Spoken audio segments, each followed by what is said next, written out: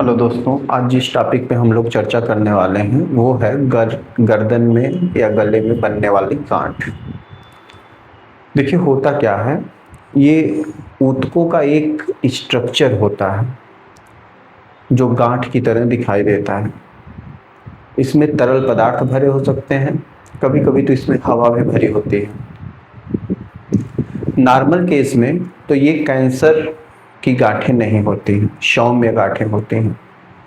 लेकिन जैसा कि मैंने सेंटेंस यूज किया कि ज़्यादातर केस में कैंसर की गांठें नहीं होती हैं, लेकिन ऐसा मैंने कहा नहीं कि ये गांठ कैंसर की होगी ही नहीं। कुछ केसेज में क्रिटिकल कंडीशन जब बनते हैं तो ये गांठें कैंसर की भी हो सकती हैं। जब हम कोई चीज़ खाते पीते हैं तो जब उसको निगलना होता है तो निगलने में गले के अंदर दर्द भी हो सकता है।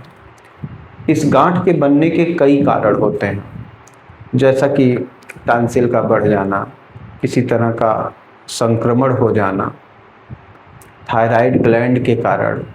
तो ये कई कारण होते हैं जिनको हम अभी आपको स्टेप बाय स्टेप बताएंगे।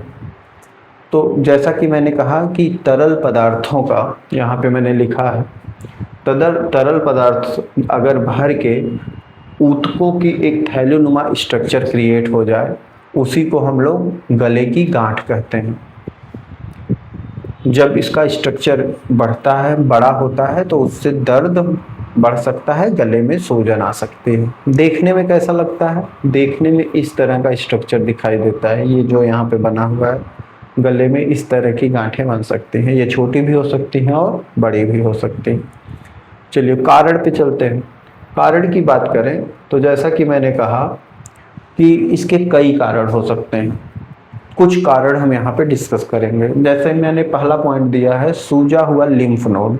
सूजा हुआ लिम्फ नोड का मतलब कि गर्दन में लिम्फ नोड होते हैं, वो ब्रेकर की तरह काम करते हैं। जब भी कोई संक्रमण ऊपर गले में, हमको खांसी जुकाम सर्दी होती है, तो ये एक तरह का संक्रमण है।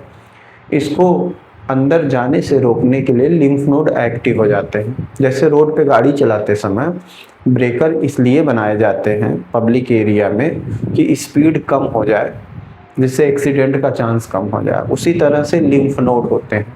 लिम्फ नोड एक्टिव जब हो जाते हैं, मीन्स कोई भी इन्फेक्शन देखते हैं कि ये अंदर की तरफ जाएगा, तो ये एक्टिव होके इसमें स्वेलिंग आ जाती है।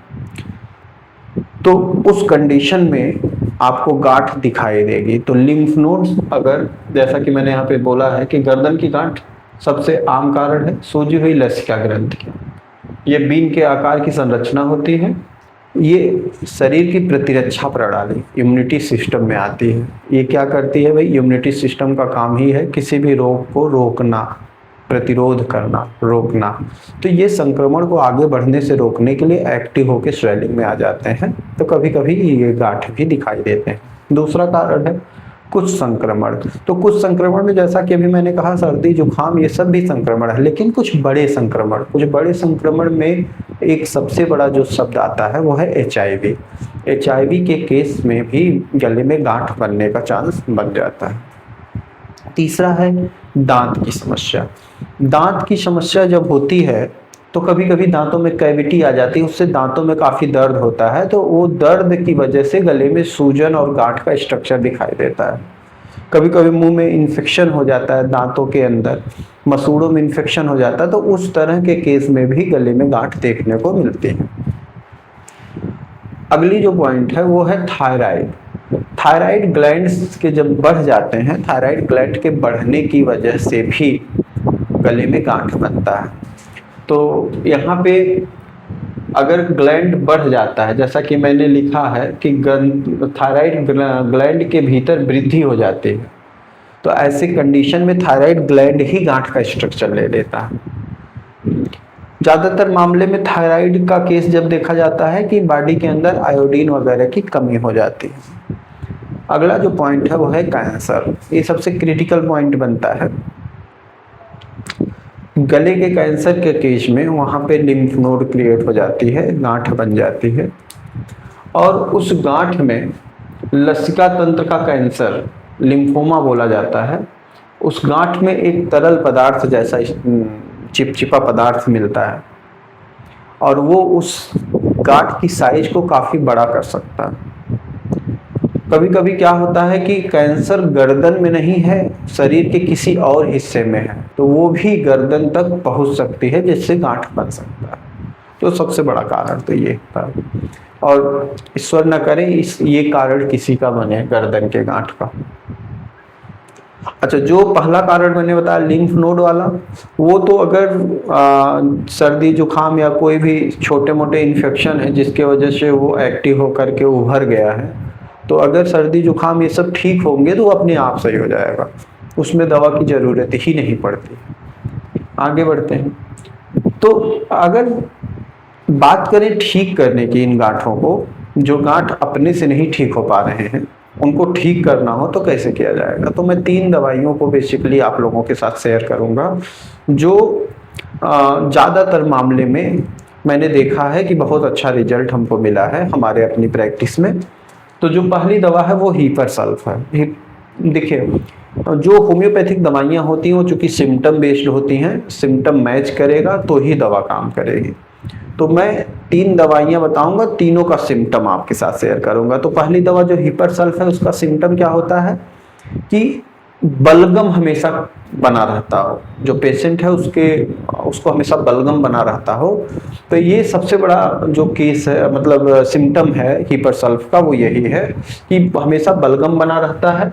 और दूसरा, जब भी हम कोई चीज़ खाते या पीते हैं तो उसको जब निगलना होता है तो गले में दर्द होता है। तो ये सिम्टम अगर किसी पेशेंट के अंदर दिखाई देता है तो उसको हीपरसल्फ 200 पावर में लेना है। 3 बूंद सुबह, 3 बूंद शाम, चाहे डायरेक्ट जीभ पर ले लें, चाहे 1-1 चम्मच पानी में ले सकते हैं। लगातार 1 महीने तक करिए, सिम्टम कम हो जाए तो इसको 1 मीटिंग कर दीजिए 1 महीने तक। अगली जो दवा है लैकेसिस। लैकेसिस का क्या सिम्टम है कि गले में हमेशा खराश बना रहेगा, गले में सूजन रहेगा और गले में गांठ ऊपर से दिखेगी। अगर ऐसा सिचुएशन देखने को मिलता है कि गले में खराश बनी हुई है, गले में सूजन बना हुआ है और ऊपर से गांठ दिखाई दे रही है बाहर से, तो ऐसे केस में लैकेसिस बहुत अच्छा काम करती है। लैकेसिस को यूज करने का क्या तरीका है, इसका 30 पावर लेना है। 3 बूंद सुबह, 3 बूंद दोपहर, 3 बूंद रात, और डायरेक्ट जीभ पे भी ले सकते हैं और 1 चम्मच पानी में भी ले सकते हैं, जैसा आपको सुविधा लगे। तो इसको भी लगातार 2 महीने तक लीजिए। सिम्टम रिड्यूस हो जाए तो सुबह शाम कर दीजिए, सिम्टम और कम हो जाए तो इसको 1 मीटिंग कर दीजिए कंटिन्यू। अगली जो दवा है वो है बेलाडोना। बेलाडोना का लक्षण क्या है कि गले और मुंह में लगातार सूखापन महसूस होता है और ज्यादातर केस में देखा जाता है कि अगर गांठ टांसिल की वजह से बढ़ी हुई है, गांठ जो है वो टांसिल की वजह से अगर है, गला और मुंह हमेशा सूखा महसूस होता है, तो उस समय बेलाडोना रामबाण दवा साबित होती है। बेलाडोना को कैसे लेना है, 200 पावर में लेना है। 3 बूंद सुबह, 3 बूंद शाम, चाहे डायरेक्ट जीभ पर ले लीजिए, चाहे 1 चम्मच पानी में ले लीजिए, लगातार 1 महीने तक। उसके बाद सिम्टम रिड्यूस हो जाता है तो इसको 1 मीटिंग करके 1 महीने लेना है। पूरी तरह से ठीक हो जाए तो दवा को बंद कर सकते हैं। इसके बाद कुछ ऐसी बातें मैं आपको बताऊं जिससे कि अगर हम लोग घर पे डॉक्टर के पास अगर नहीं पहुंच पा रहे हैं तो घर पे भी कुछ चीज़ों का यूज करके, जो घर पे अवेलेबल होती हैं सामग्री, उनसे हम काफ़ी हद तक रिलैक्स पा सकते हैं। कई केसों में तो पूरी तरह आराम भी मिल जाता है, क्योंकि जब दवाइयाँ शुरू में नहीं होती थी तो आयुर्वेद ही दवा का सबसे बड़ा जरिया होता था। तो घर की जो चीज़ें हैं उनको कैसे यूज कर सकते हैं, तो घर पे सबके लहसुन होता है, लहसुन को पीस लेना है। लहसुन का 1 से 2 गांठ लेना है, पीस लेना है। पीस करके उसको पानी में डालना है और पानी में मिला करके उसको गर्म करना है। गर्म करने के बाद उस पानी को छानना है। छान करके उस पानी से आप गरारे करेंगे। छानने के बाद उस पानी से क्या करना है, गरारा करना है। दूसरा जो दवा है जो घर पे अवेलेबल होती है वो होती है अजवाइन। 1 चम्मच अजवाइन को 1 गिलास पानी में डालकर उबाल लें। उबालने के बाद इस पानी को ठंडा करें, ठंडा करने के बाद इस पानी से गरारा करें, देखेंगे काफी रिलैक्स महसूस होगा। तीसरा, ग्लिसरीन। ग्लिसरीन काफी सस्ता होता है, मार्केट में मिल जाता है। ग्लिसरीन को ऊपर से गांठों पर लगाइए। इसके बाद जो नेक्स्ट है वो है तुलसी। तुलसी हर जगह गांव में अवेलेबल होती है। तो तुलसी के 4-5 पत्ते को लेना है, पानी में डालना है, उबाल लेना है। उबालने के बाद उस पानी को छान लीजिए। छानने के बाद उस पानी से गरारा करिए। अगर टांसिल की वजह से गांठ बनी है तो ये जान लीजिए कि इससे आपका जो दर्द होगा गले